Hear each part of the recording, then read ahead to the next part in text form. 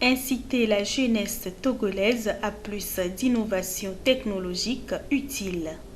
C'est dans ce cadre qu'un concours a été lancé à l'endroit de la population afin de dénicher, accompagner et mettre à échelle les innovations répondant aux réalités africaines conçues avec des matériaux locaux et des pièces issues de la récupération.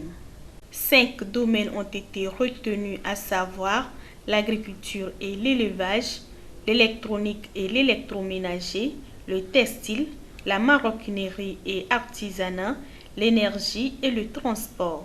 L'information a été portée à la connaissance de la presse ce 19 novembre à Lomé.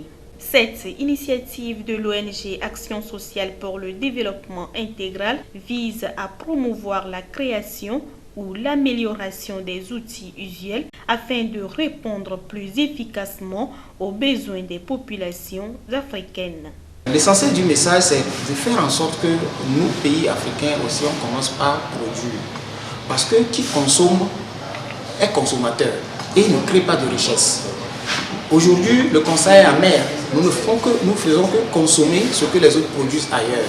Et pour un bon développement, il faut produire. Donc, nous sommes en train de mettre en place une pépinière comme ça, que nous allons continuer par arroser et faire en sorte que cette pépinière grandisse, crée de grandes entreprises, qu'on fabrique nos outils agricoles sur place, nos outils de transformation sur place, et pourquoi pas des outils de transport, et de l'énergie propre, bien sûr, et aussi des appareils électroménagers. En marge du concours Innovtech Africa, un nouveau projet de ces jeunes Togolais était à l'ordre du jour, la privatisation des entreprises togolaises.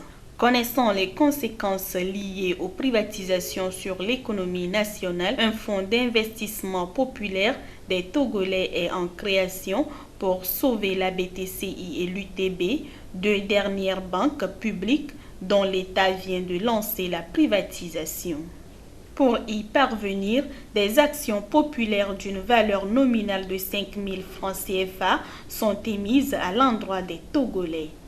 L'opération Sovono-Bank est née de l'opération de privatisation des banques BTCI et UTB par l'État togolais.